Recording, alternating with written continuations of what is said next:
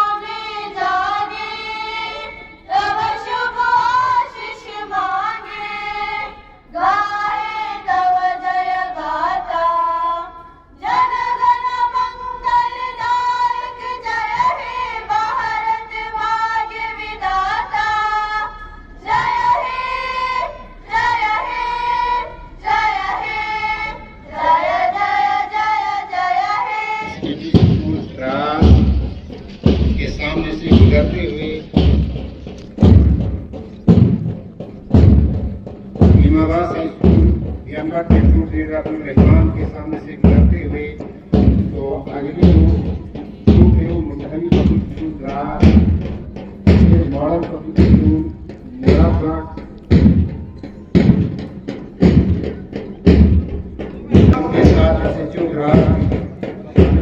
दुश्मन को जान कहते हैं, मोहब्बत की इसी मिट्टी को मुल्क हिंदुस्तान कहते हैं।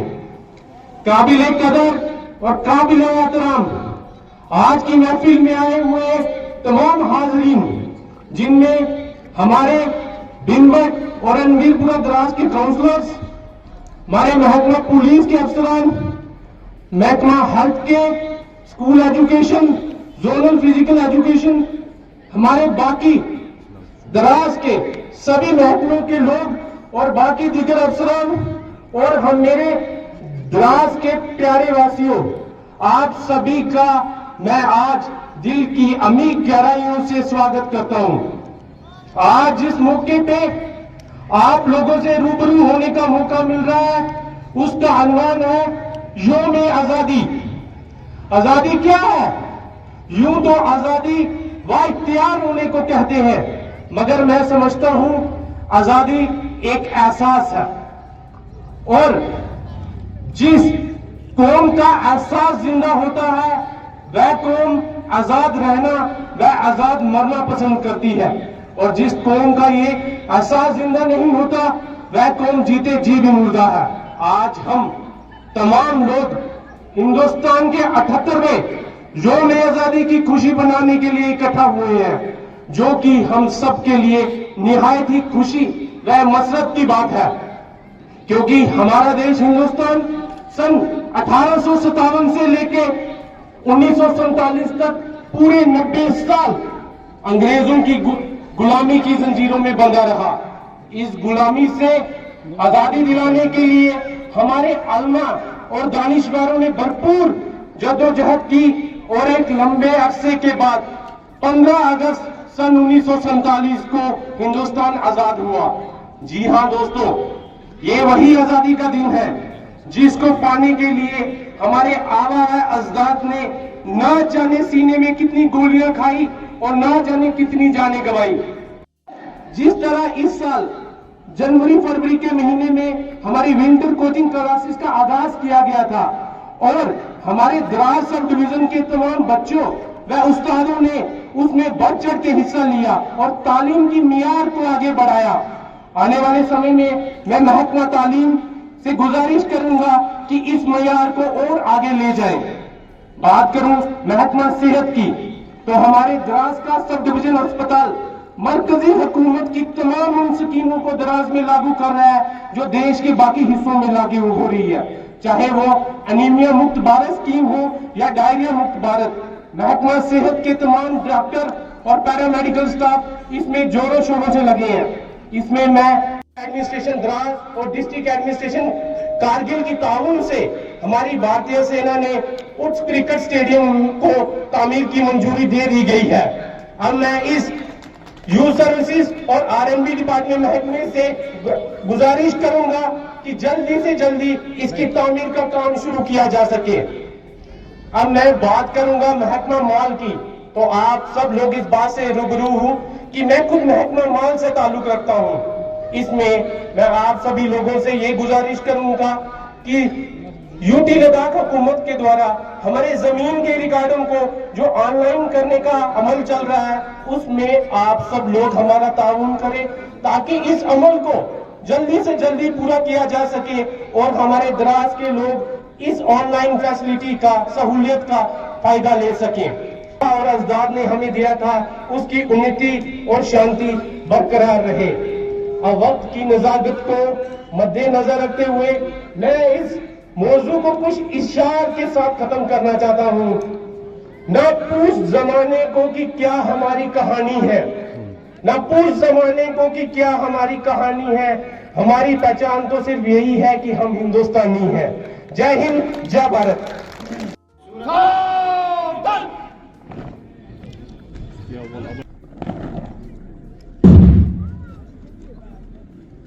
परेड की starting NCC higher secondary school Pimpat के द्वारा की जा रही है। जोरदार तालियों से परेड का आगाज किया जाए।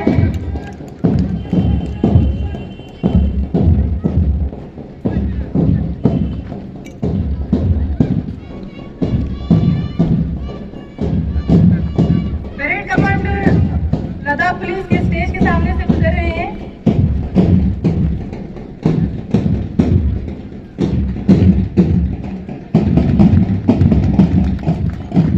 के parade commander mister Nisar Hussain मंच के सामने से बड़े ही खूबसूरत अंदाज में सलामी देते हुए। इसके बाद NCC higher secondary school Dras के परेड कमांडर नासिर हुसैन खूबसूरत अंदाज से सलामी देते हुए तिरंगे झंडे को सल्यूट करते हुए बहुत खूबसूरत अंदाज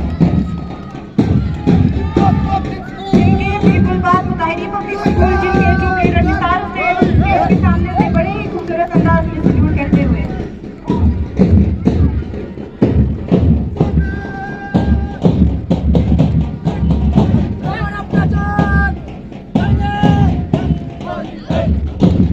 खूबसूरत अंदाज से निसार हुसैन और पब्लिक स्कूल की लड़कियां खूबसूरत अंदाज से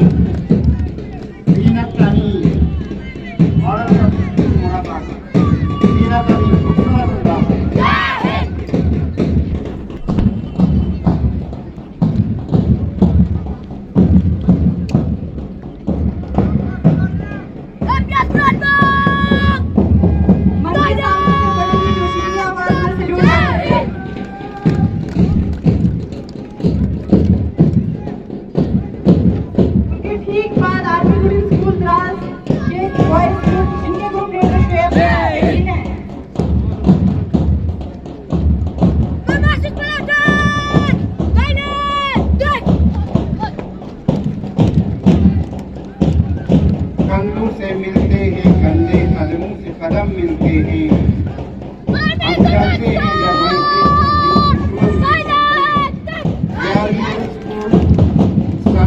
शबीर बहुत खूबसूरत अंदाज से सलामी लेते हुए तालियां बजाकर इनका स्वागत कीजिए। इसके बाद गुलशन रजा पब्लिक स्कूल की नन्ही बच्चियां महक कंदी की सरबराही में स्टेज के सामने से गुजरते हुए भाषण देते हुए खूबसूरत अंदाज से सलामी लेते हुए तालियां बजाकर इनका स्वागत कीजिए। बहुत ही खूबसूरत अंदाज से आगे बढ़ते हुए यह आखिरी ग्रुप था जो यहाँ मन सामने से गुजर रहा था, तो इसके बाद आपको खूबसूरत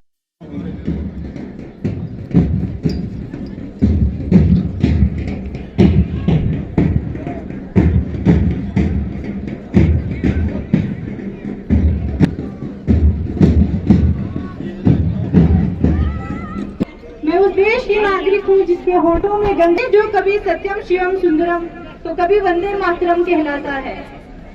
कभी पंजाब सिंध गुजरात मराठ तो कभी द्राविड़ उत्कल बंगा कहलाता है। मैं उस देश की नागरिक हूँ जहाँ हर ठुकराए हुए को शरण की थाली बन जाता है और सात समंदर पार परदेशियों को भी ब्रदर एंड सिस्टर्स कहकर पुकारता है। Public high school बेम्बर, मुतहरी public school, उनका भी मोस्ट वेलकम।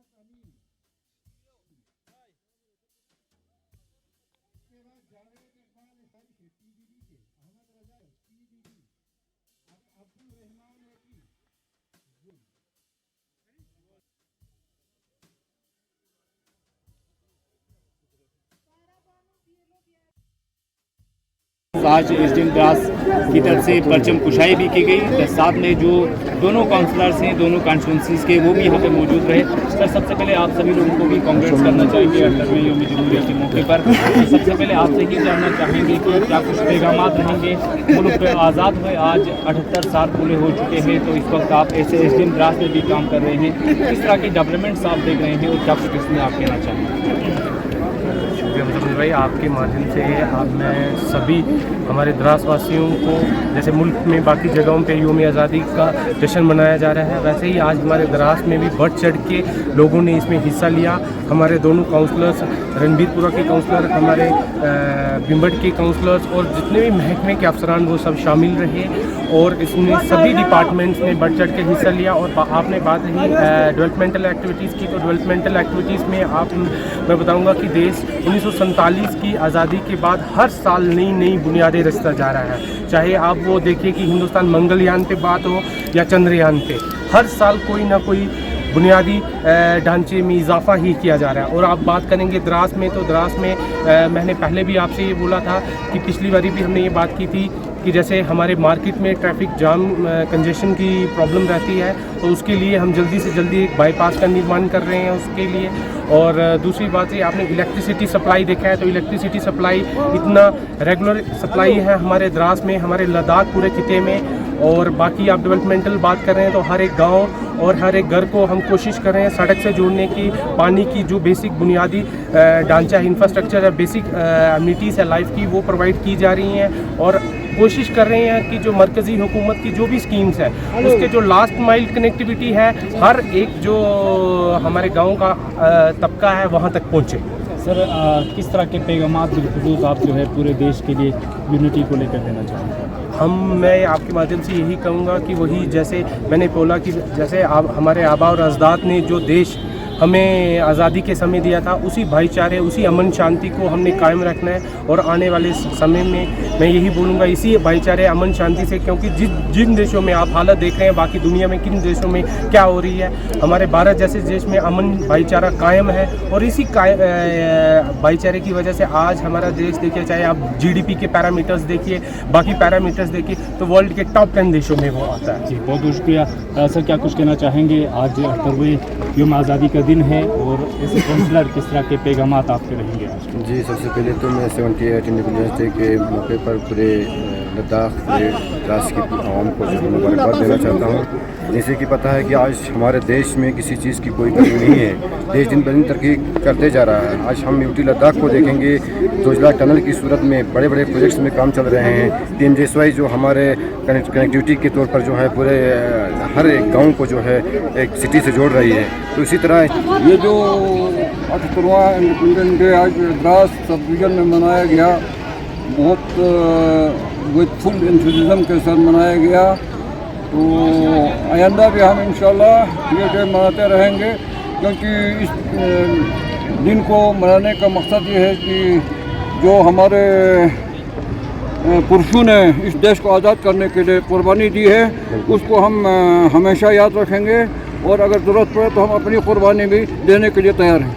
अस्सलाम वालेकुम, एक बार फिर आप लोगों का बहुत बहुत वेलकम करते हैं। तो जिस तरह आप देख रहे थे ये लाइव विजुअल्स में लगातार आप जो इंडिपेंडेंस डे 78 इंडिपेंडेंस डे हम मना रहे थे खिते लद्दाख के अंदर द्रास में, जिसमें मुख्तलिफ़ किस्म के प्रोग्राम्स भी हमें देखने को मिले। सबसे पहले आप लोगों का बहुत बहुत वेलकम करते हैं सर। और खासकर हम बात करें सर, आज आपका स्कूल का जो फर्स्ट पोजीशन हुआ, सबसे पहले हमारी तरफ से पूरे कांग्रेस हमारे चैनल की तरफ से क्या कहना चाहते हैं सर आज के इस 15 अगस्त? सलीम सर, सबसे पहले मैं आपका बहुत बहुत शुक्रिया अदा करना चाहूँगा कि आपने इसके लायक समझा। आज हमने जो परफॉर्मेंस देखा है हमारे बच्चों ने पूरी अच्छी तरह से, तो उसको आगे पहुँचाने के लिए आपका बड़ा सहयोग हमेशा रहता है। कभी कोई अच्छा न्यूज़ जो होता है आगे पहुँचाने के लिए, तो मैं यही कहना चाहूँगा कि जितना हम हार्ड वर्क इसकी तो सक्सेस, जितना हम मेहनत करेंगे उतना ही कामयाब हो जाएगा।